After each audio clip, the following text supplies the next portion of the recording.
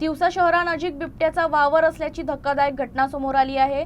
अमरावती तिवसा नागपूर राष्ट्रीय महामार्ग क्रमांक 6 वर अज्ञात ट्रकच्या धडकेत एका बिबट्याचा गंभीर दुखापत झाली आहे। या घटनेमुळे परिसरात भीतीचे वातावरण निर्माण झाले असून वन विभाग आणि पोलीस प्रशासन सतर्क झालं आहे।